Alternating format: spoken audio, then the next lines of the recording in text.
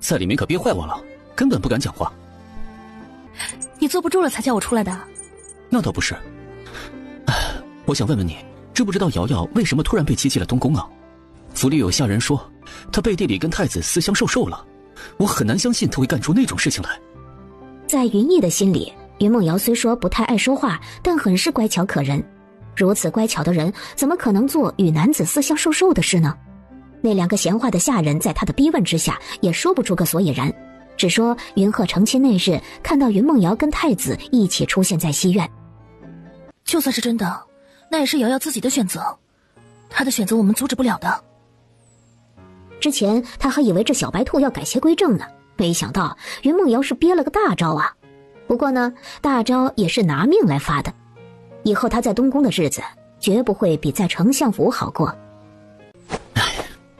他怎么就那么想不开呢？找个好人家嫁了做个正妻，怎么不比连个名分都没有就去了东宫强啊？云洛家对他的话保持沉默。大嫂，云逸赶紧跟方雨桐打招呼，我回前厅看看有没有能帮忙的。好。云洛家也叫了声大嫂，之后便不再开口。方雨桐还以为云洛家紧张，今日是不是有些紧张？当时你大哥去我家提亲时，我也是紧张的都说不出话来。其实云洛家并不紧张，但还是顺着方雨桐的话，是有些紧张，感觉像做梦一样不真实。是会有些不真实，尤其是能够嫁给自己心爱的男子，更加会觉得不真实了。那大哥是大嫂心爱的男子吗？我幼时见他，那时就想长大嫁给他，后来也是我主动让家里人说的亲。哎呦，原来大哥小的时候就被大嫂盯上了呀。那你心爱的男子来了。不等君清燕走近，他就带着婢女转身回了后院。看着那个风姿绰约的男人向他走过来，云洛家依旧有种不真实的感觉。他真的跟君清燕订婚了，他真的要嫁给一个古代的亲王了。君清燕从坐轮椅到现在可以自己走路，也是他的功劳。也许冥冥之中注定的，他就是属于这个时代。日后他与君清燕若是生了女儿，就取名叫云颜若，成为云家的老祖宗。想着想着，云洛家突然忍不住笑了。如此一来，他不就是自己的老祖宗了吗？佳儿在想什么呀？笑得这般开心。君清燕走到他的身前，把他的手拉进自己的手里，眉眼含笑。去佳儿的小院吧。今日本无需他亲自前来，可是为了他心爱的小姑娘，他还是推掉了所有的事情，亲自过来。有几日都没看到云洛家了，君清燕的心中甚是想念。我在想，我终究还是被你赖上了。你理应对我负责。是，我愿意对你负责。公子深夜到访所为何事啊？不会是为了扮鬼吓人吧？要是扮鬼，你不该穿黑色，该穿白色。我来借酒喝。借酒何必半夜前来？找人知会一声，我便让人送到你府上去了。堂堂二皇子，府上难道连壶酒都没有，还要来我这借？你与小皇说的喜酒，我来喝一口。君玄烨盯着他看了许久，身侧的手紧紧握成拳头。喜酒还尚早，等我跟你小皇叔成亲时，去他府上喝吧。你这般半夜来我这的习惯不好，以后少来吧。他起身准备下去，君玄烨却抬手抓住了他的手腕。皇侄儿，我不喜欢与人有过多的肢体接触，以后注意点。你似乎是在躲我吧？这哪里的话，我一个贵客小姐，不便与外男多耽，不是本该如此吗？可你从不是守规矩的人啊。话虽如此，可你找我也没有正经事儿。我都要嫁人了，确实不便跟你大半夜的在房顶喝酒，不知道的还以为我们在幽会呢。我这也是为了避嫌。说正经事的时候可以找我，平日喝酒就算了啊，咱俩也不是可以把酒言欢的关系。那我们是什么关系呢？盟友。顶多算是盟友，也只会是盟友。他还是不太愿意跟君玄烨交朋友的，毕竟这个人心思太深了，不太适合交心。原来只是盟友啊。君玄义自嘲地轻嗤了一声，他站起身，拿着云洛家的酒壶飞身离去。云洛家不理解他这自嘲一笑是什么意思，只觉得君玄义今日有些奇怪。君清燕自提亲宴以后，似乎又忙了起来，几日都不曾见到他。佳儿，我听云大四少爷院里的婢女说你住的地方是这边，没想到竟然能等到你出来。云洛家在府里看到玉棉也有些惊讶，四哥金屋藏娇藏不住了，带回家里来了。你就别取笑我了，四少爷说把我接到身边方便照样。四哥私心是想每天都能看到你吧？我倒是想天天都能看到你。云洛家本是准备出府，但是玉棉这会儿来了，他就不方便丢下他出门去。他带着玉棉进了自己的小院。这相府可真大，我根本就找不到地方，差点就迷路了，问了好些人才找到你这边呢。人口多，所以地方就大一些。在二哥院里住着可还习惯？倒也没有不方便，只是四少爷让我以婢女的身份先待着，又不给我派活，我待着有些不自在。你在京都可有朋友？若说朋友的话，我把你当朋友，可是不知你有没有把我当朋友啊？我自然也拿你当朋友。那天到底是不是玉棉，云洛家是不能确定的。玉棉来到相府以后，每日都会来找云洛家坐会儿。君清燕忙完手里的事，抽了个时间来相府看望云洛家。来的时候还给云洛家带了一柄枪，与他的龙吟枪一模一样。你这个大忙人，今天怎么有时间来了？你个小没良心的，也不去找我，我想你了自然就来了呀。君清燕向来直球，云洛家偏偏就喜欢他的直球。他撇了撇嘴回了一句：我去了，可你不在，倒不如等你来找我。这位是安宁王，我的未婚夫。见过安宁王。玉棉赶紧行礼。她是玉棉姑娘。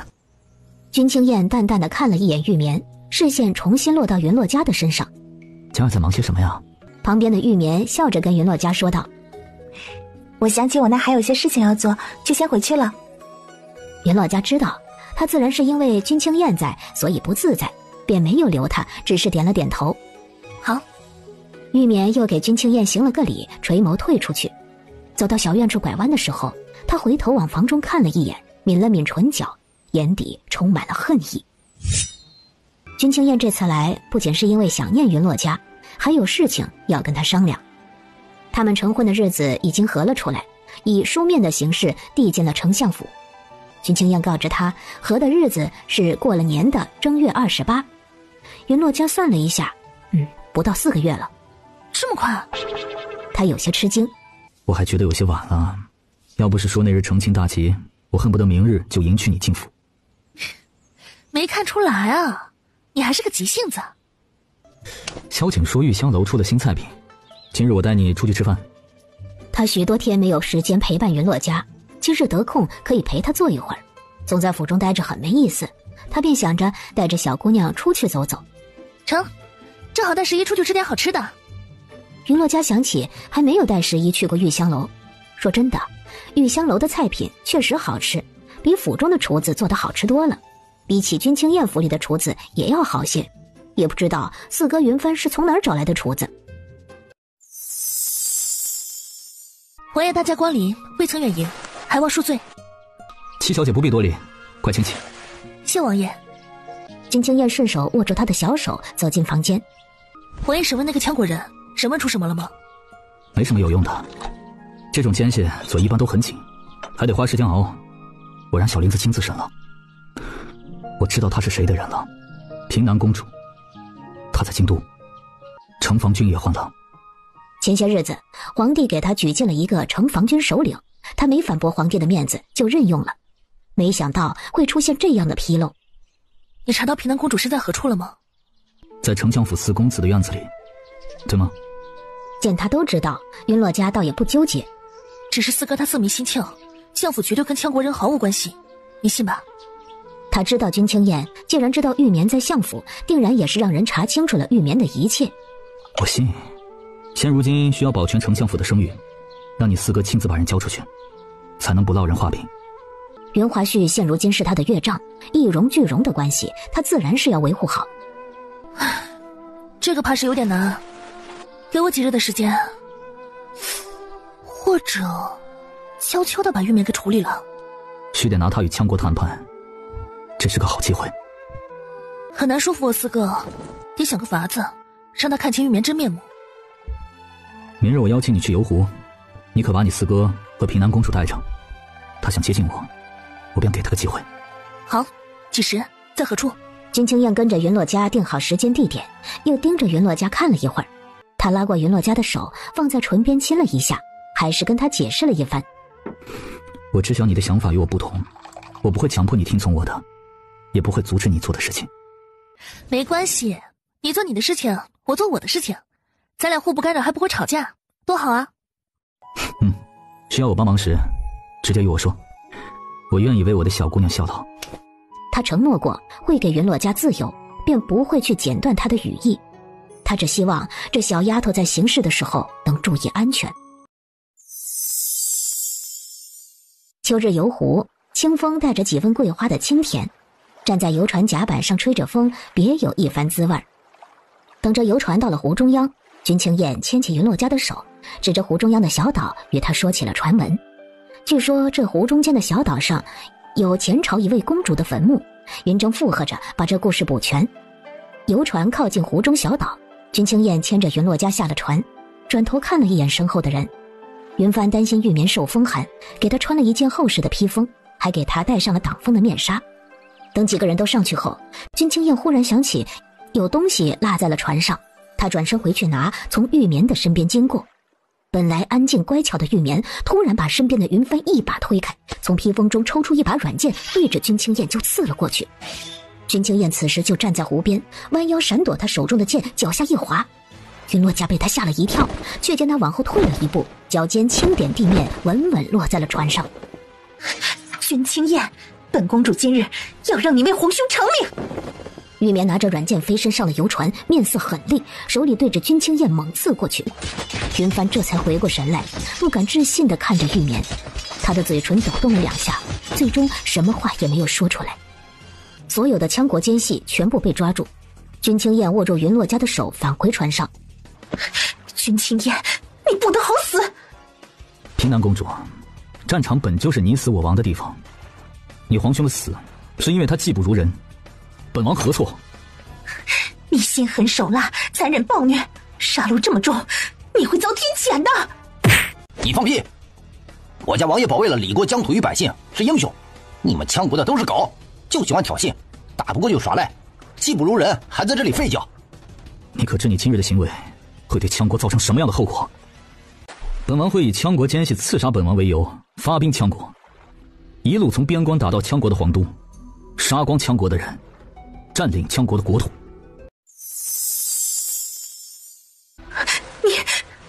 你卑鄙！本王卑鄙？本王做事比起你们羌国，实在是算得上光明磊落了。他不再跟玉棉多说，只抬了抬手。君清燕，你抓了我也没用，历朝的丞相府和羌国串通，他们早已经是羌国的人了。闻言，云帆的眼底闪过不可置信的表情。玉棉，你在说什么？相府四公子和我私定终身，整个相府都是我的人，他们早就通敌叛国了。啪的一声，云落家猛地甩了玉棉一巴掌。哼，谁会信你的话？你知不知道今日为何会被抓？那我告诉你，就是丞相府的人揭发了你的身份。把他带下去，毒哑。云帆不愿再看他，转身往旁边走去。君清燕吩咐人返航，上岸以后，君清燕带着人押着玉棉和羌国的奸细先回去了，让安宁王府的马车送相府的公子小姐回府去。你准备如何处置平南公主？不会真的要发兵攻打羌国吧？一个平南公主可换300万两白银，你觉得这个仗应该打吗？自然是银子香，打仗这种事情能不打还是不要打。难得有赞成我的时候。意见不同时自然是要说出来的，我们只是立场不同，我又不是是非不分的人。是，小姑娘最是明辨是非了。君清燕笑得宠溺，他一直把云洛家当成一个刚及笄的小姑娘，所以平日里就算是闹了口角也不与她计较。外面天色已晚，云洛家要说的事情已经说完了。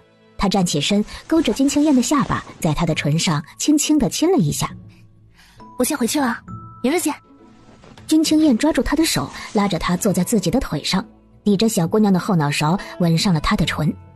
前些日子忙，有些日子不见云洛家，这2日见面也是为了其他事情，许久没跟小姑娘亲热了。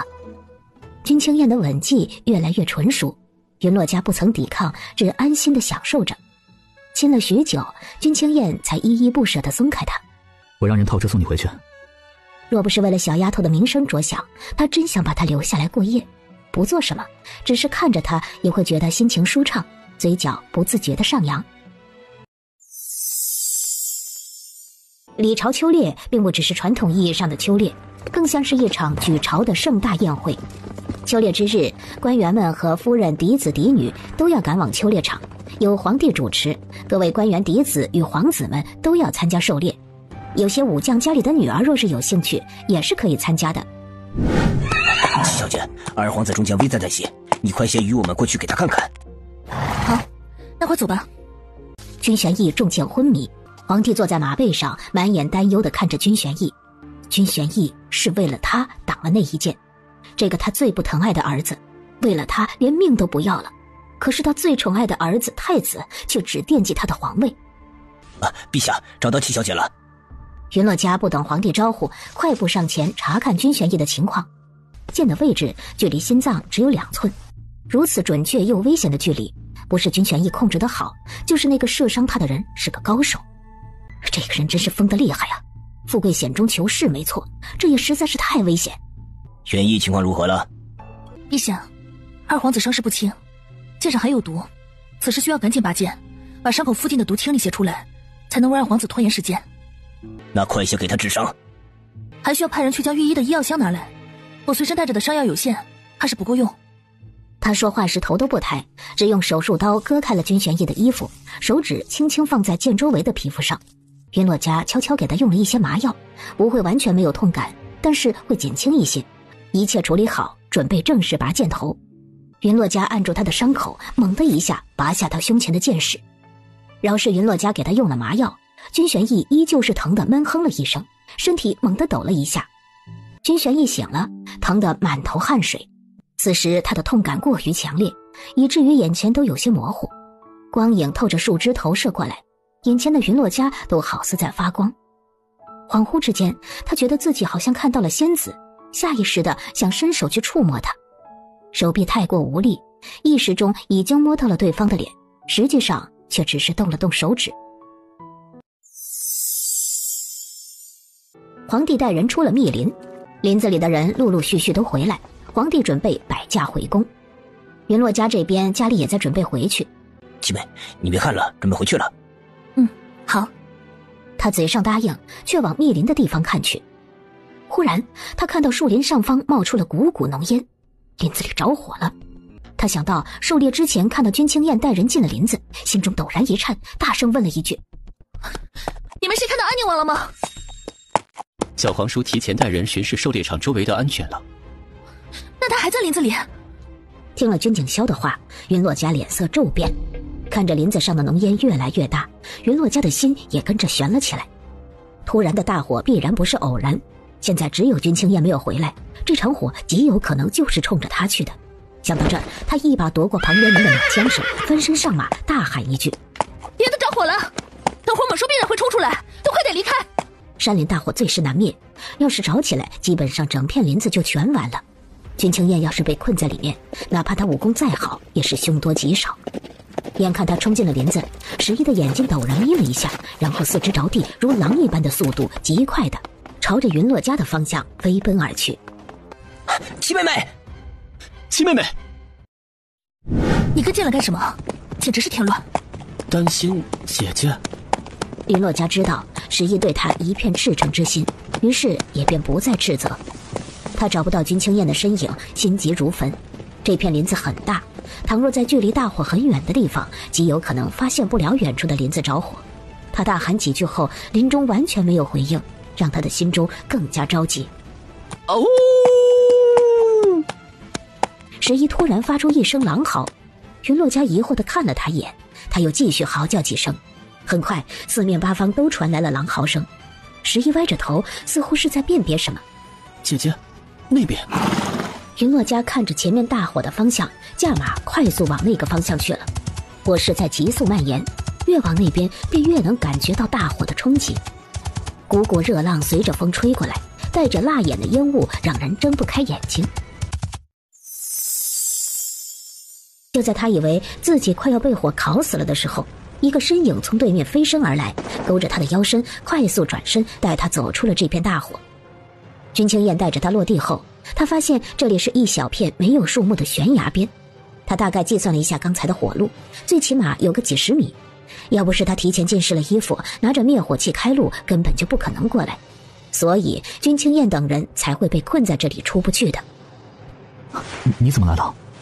君清燕却只是愣了一下，就把他拉过来仔细的检查，看看云洛家有没有受伤。云洛家再次确定君清燕无事，这会儿情绪也稳定下来。他看着君清燕，我当然是来找你的。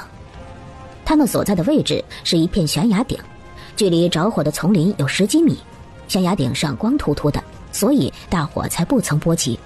想从这里逃出去，除非是从悬崖跳下去。我方才已经看了，深不见底，无法预料有几成生还的可能。确实太危险了。被大火烤得太久，容易缺水。这群人这个时候已经出现了缺水无力的情况，就连君清燕看起来也是有些脱水的征兆。云洛家的空间里还有不少的生理盐水，可是他这会儿实在是不方便拿出来。他看到君清燕的嘴唇干得发白，把她拉到一旁，补充一些水分吧，不然会熬不住的。君清燕疑惑地看了一眼云洛家突然变出的生理盐水，拿起来喝了一口，没有多问。不过他只喝了一口便停下。可否给他们分了喝点儿？这些人跟着他出生入死多年，他实在是不忍心看着兄弟们缺水而死。现在还不知道什么时候能出去，但总归会想到办法的。给他们分了喝吧。大火中有火油的气味，是有人故意纵火。禁卫军发现这边有火油的气味，我便过来查看。随后尾期发现了刺客的身影，在击杀刺客的时候，刺客点燃了火油。君清燕把情况跟云洛家细细说了一下。不止这一片，外面还有一圈火油。当时我们正要出去，火油轰然而起，我们一时难以出去，便被困在了这里。云洛家又走到悬崖边，悬崖下风声鹤唳，飘上来的风是冷风，能让他觉得舒服些。悬崖下应该是个水潭或者河流，跳下去生还的希望很大。君清燕走到他的身旁，下面云雾缭绕，根本看不清有什么。嘉儿如何得知下面有河流啊？云洛家扬唇笑了笑，跟他解释了一下如何断定下面有河流。云洛家从风声和水雾声大概的判断了悬崖的高度，他数了数上面的人数，大家都把腰带接下来接在一起。上面几个人拉着腰带这头，把小林子一点一点的送下去。7、80米的绳子实在是不够长，很快就到了底。绳子没有了吗？能不能再往下一些？下面还很深，根本看不清楚。长度显然还是不够，而且差的不是一点半点。云洛家脱下外衫，用刀割出安全粗细的布条，绑在腰带的后面。大家见状，纷纷把外衫贡献出来。如何？可看到下面的情况了？我还没有下到底，但是我听到了下面有水声，应该是有河流的，大约还有几丈高，就算绳子不够也下得去。那个距离跳进河里也不会受伤。梦魇，您跟七小姐先走吧。你们先下去，等会儿接应七小姐。等我等会儿讲。是，我一定接应好七小姐。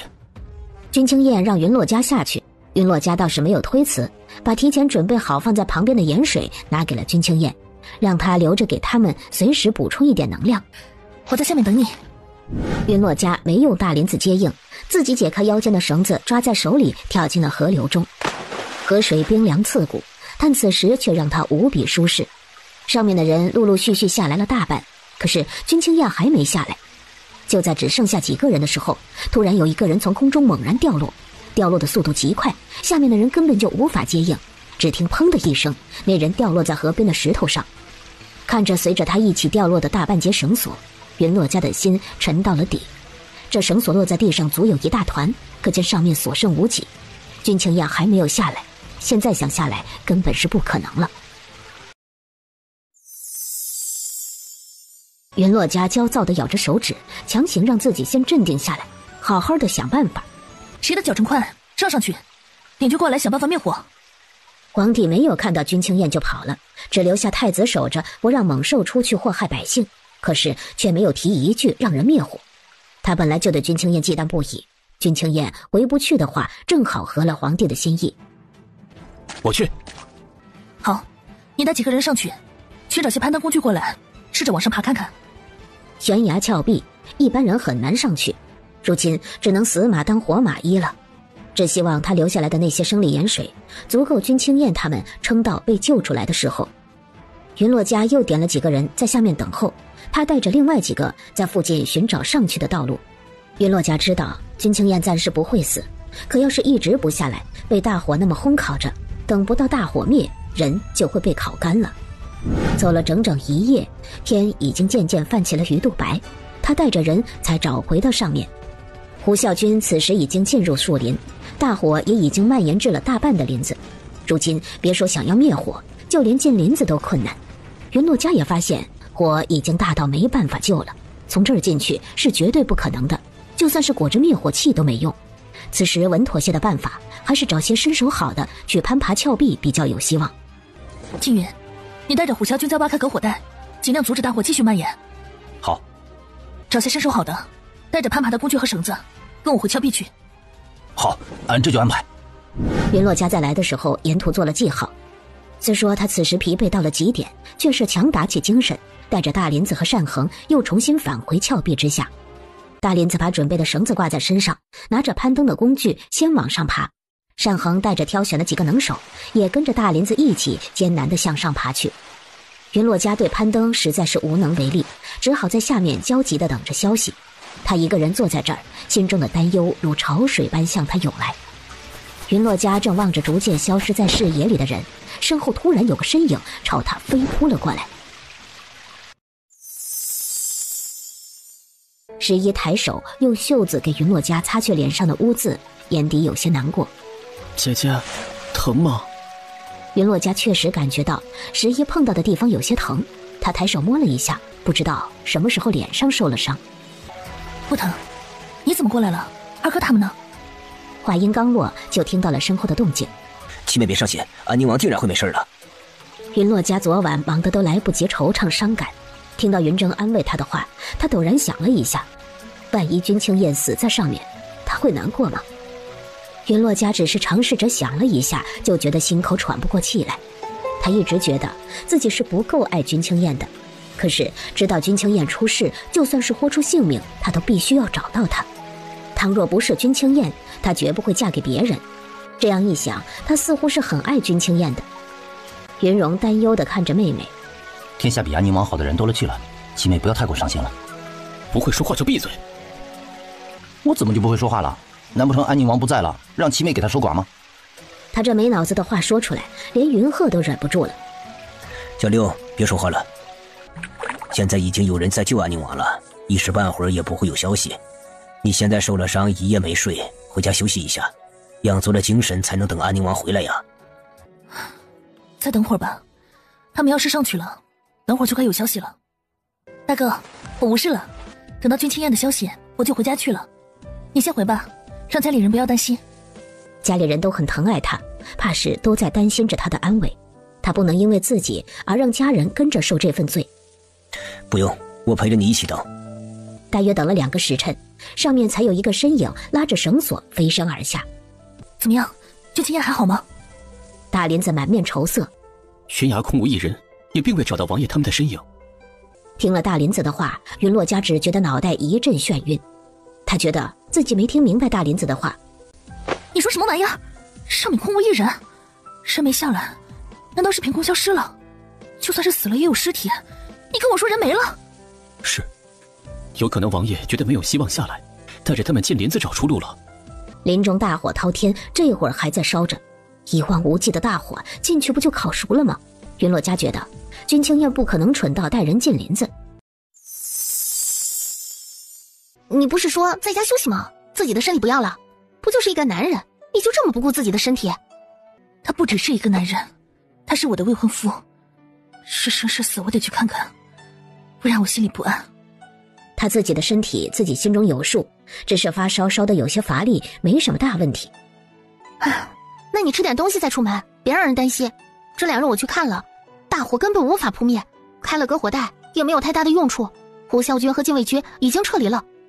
悬崖那边，大林寺侍卫爬上去了好几次，都没有找到安宁王，他怕是已经凶多吉少了。这几日陛下也派人去找了，可以一无所获。朝中都在传安宁王已经不在了。我爹每上朝回家都是满面愁容的。知道了，但我还是得亲眼去看看。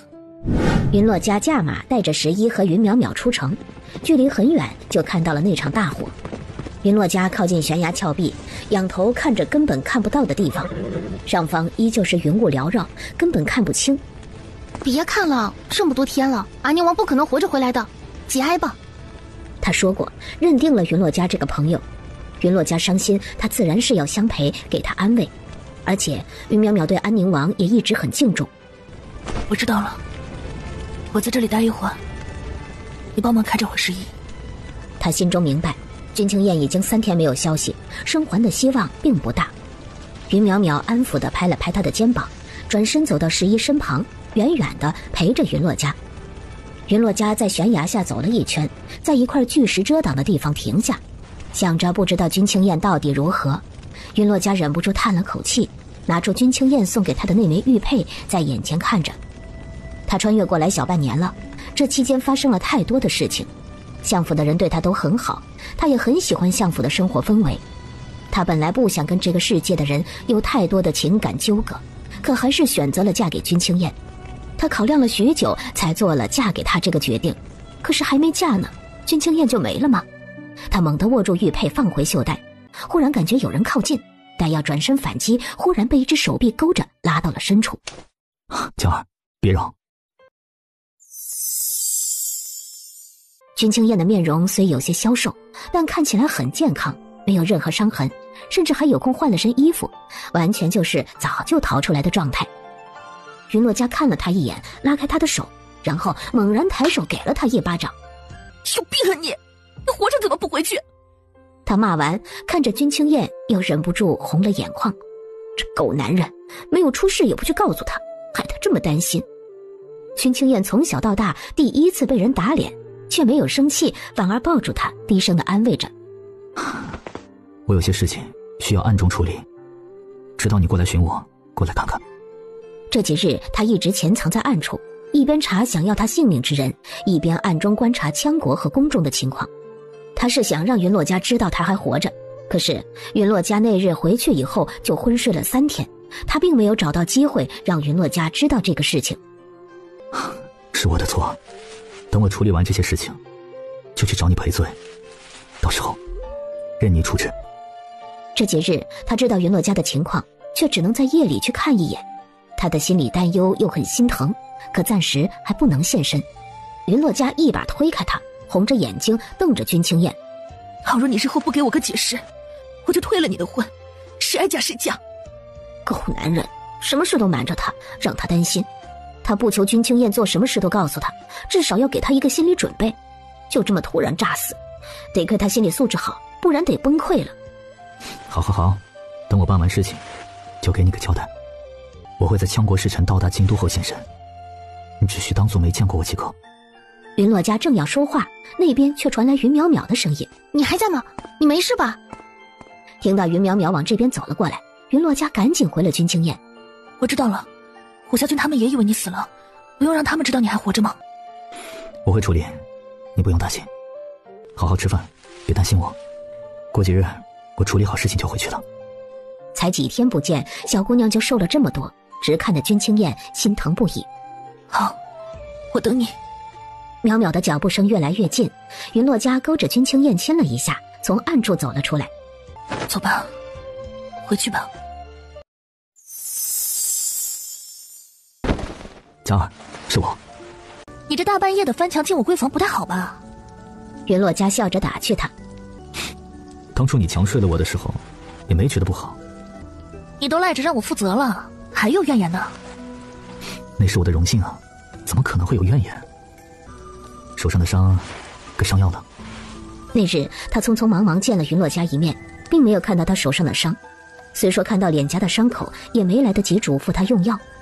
他知道云洛家是个大夫，自然会自己去用药的。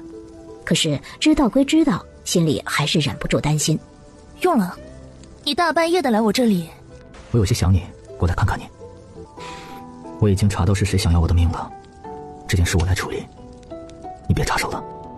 黄龙卫找过皇帝之后，皇帝立马跑去了太后的寿康宫，与太后大吵一架。此事虽不是皇帝安排，但他定然是知情的。君清燕本想辅佐皇帝治理好李朝，可皇帝却一次次的让他失望。之前对他所做的事情他接受了，可是让云洛家喝伤身的不孕药物实在是让他难以接受。他都已经把药给抢过去喝了，皇帝竟然还想要他的命。他掏心掏肺的对皇帝，皇帝呢却想挖他的心肺，怎么能不让他失望难过呢？他放火想要烧死你，你也该放火烧死他。他喜欢他的寿康宫，就让他长眠他的寿康宫如何？以牙还牙，以眼还眼，小姑娘的主意不错呀。君清燕并非是那种以德报怨之人，她对皇帝和太子宽容，完全是因为她答应了先帝。可谁要是想要她的命，她断然不会容忍。所以，你真的会一把火烧了那个坏婆娘？她定然会得到应有的惩罚的。君清燕的语气温柔，还带着几分哄小孩的柔软，只听得云洛家心里发暖。你想亲我吗？他有点想亲君清燕。君清燕这个人嘴上很主动，行动上却不怎么主动，或者说他很尊重云洛家，很少会对他做出那种亲密的行为。听了云洛家的话，君清燕的喉间陡然一紧，紧接着喉结滚动了一下。我话未说完，就被云洛家勾着脖子亲了上去。他都听到君清燕吞咽的声音了，他肯定是想，只是不好意思。算了，既然他不好意思，自己就主动一点。云洛家向来是想干就干。君清燕很快就反客为主，一手扣住小姑娘的脑后，一手勾住她不盈一握的细腰。小姑娘不知道大半夜的这般撩拨我，很危险吗？他用了极大的自制力，才忍住没把小姑娘就地给吃了。哪里危险啊？难不成亲一下你，还想跟我睡？他的话说完，明显的感觉到君清燕的呼吸更加粗重。君清燕赶紧拉开他的手，压低声音：2日后，江国使臣会到达京都，我大约会在他们来后的3日后现身。这些日子我怕是不能来看你了，你在家乖一些。他不舍得在云洛家的唇上又亲了一下。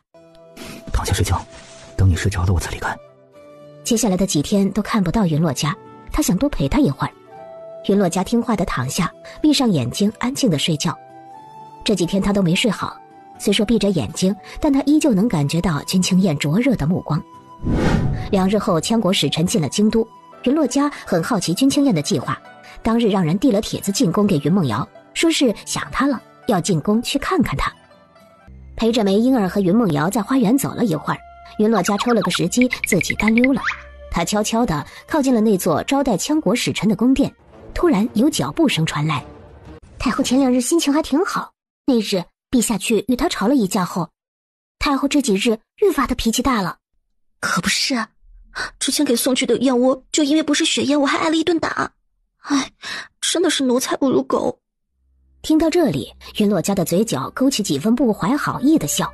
他将一根钢针上沾上药粉，然后对着那2个宫女手里的碗弹了过去。钢针飞速从碗上飞过，药粉抖落了一些在碗中。2个宫女只觉得有东西嗖的一下飞了过去，却没看清是什么。可能是虫子吧，飞得好快呀，都没看清是什么虫子。云洛家给太后下的药是会导致太后产生幻觉的神经麻痹类的毒药，服用之后他会见到他这辈子最恐惧的场景，而且他会毫无察觉，只以为自己是在做梦，但其实他幻觉中所说所做现实中都会做。那个药只是通过针蹭在了碗边，虽说量少，但是药性很大，倘若不及时服用解药，就会一直被困在幻觉中直到疯癫。他这属于精神攻击，让他多回忆一些自己做的亏心事吧。而且这个药御医根本就查不出来，只会觉得太后大概率是疯了。君清燕虽说让他别动手，可他实在忍不住啊，所以他只是小逞一番。不能直接报仇，那就暗地里使点坏，反正也没人知道这事儿是他干的。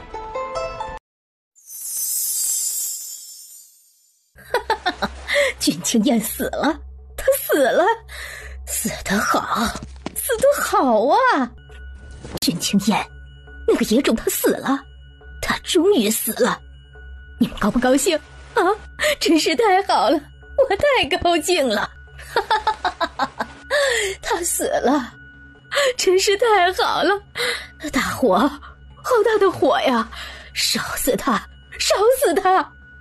云洛家没想到那个药性竟然能让太后疯成这样，那药虽是厉害，可没厉害到这个程度啊。看着太后直接疯成这般模样，云洛家猜测药物应该只是导火索，他这么疯有可能是心魔导致。君清燕就是他的心魔，他产生幻觉后让情绪过于兴奋，导致他变成了现在这样。你们看，安宁王并非我江国所害，而是你们自己人害的。君景霄看着胡闹的太后，眉头皱的都能夹死一只苍蝇，命人赶紧带太后回去休息。听闻江国使臣来访，本王近些日子有些事需要处理，就来晚了，还望见谅。见鬼了，见鬼了！不要来找哀家，不要！太后疯魔了，送回寿康宫休息去，吩咐人看好了，让她好好休养身体。君清燕对太后本就没有感情，对她也毫无敬畏，直接让人拖了出去。你们来了些日子了吧？太的赎金可是交给李朝国库了。他在看向羌国使臣的时候，视线从角落的云洛家身上扫过，眉眼之间带着几分无可奈何。云洛家没想到他都已经弄成这样，还躲在人群里，君清燕竟能一眼就认出他来。小皇叔有所不知，这羌国使臣并未带赎金过来，反而造谣小皇叔已经身死，威胁李朝将刺客还给他们，还说要是不还就派遣骑兵来攻打李朝。哦，这样吗？这可与国书上说的不一样啊！你们羌国真的准备与我李朝再战？两国谈判，安宁王带兵是想挑衅我羌国吗？是又如何？只要我想，我李朝大军随时可以出兵。按照国书上商议好的，把赎金好好送进李朝国库，找1两银子，你们便留在李朝吧。我李朝不差你们几口饭。来人，送羌国使臣回驿馆休息，多派些人手保护好了，千万别在李朝出什么意外。你们岂敢！你们这是求借，两国交战还不得来迟，你们竟敢求借！我都弄成这样了，你还认得出来？你弄成什么样我都认得出来。你还有事要忙吗？有事就去忙，忙完我有话问你。云洛家对着君清燕笑着，他满心疑问想问君清燕，比如他是怎么从悬崖上下去的，再比如他准备如何处理太后的事。确实有事要忙，你在这里等我片刻，不要乱走，等我回来。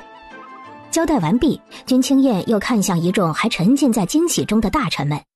各位大人，先行回府吧，羌国使臣的事情本王来处理，定会让各位大人心安的。几位大臣依次给君清燕行礼，眼眶湿润，满心感动地告退。安宁王，陛下有请。在这等我。君清燕看了一眼云洛家，吩咐了一句，转身便跟着大公公出了大殿。你是不是早就知道小皇叔没事了？我怎么会知道他没事？你真的不知道？君清燕此时已到偏殿，云洛家不再理会君景霄，只安静地听着隔壁的动静。皇兄，你太让我失望了。这李朝的天下我交到你手里，你该好好守护的，如何能这般任人践踏呢？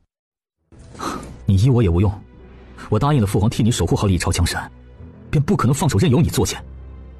你伤我害我，我都没有与你计较，但你不该动不该动的人，我今日把话放在这里了。我能让你坐稳这个地位，自然也能随时将你从地位上拉下来。以前他对皇帝还恪守君臣之礼，可这一次皇帝是真是太令他失望了。萧十三，是皇兄的错，皇兄不该猪油蒙了心，同意了他那般行为啊！听到这里，云洛家才明白君清燕为何这么恼怒皇帝。狩猎场的大火，其实皇帝早就知道会有，可是他却想利用太后除掉君清燕。父皇同意羌国之事，让小皇叔处理了吗？你早些回府去吧。我有好多事情要问小皇叔，小皇叔这会儿是没时间吗？晚些时候去我府上。好，那我晚些时候去找小皇叔。君景霄对着君清燕点了点头，带人先离开了。我要去见太后，你可要与我一同去？要。云洛家回答的异常干脆，有热闹看，他怎么可能不去呢？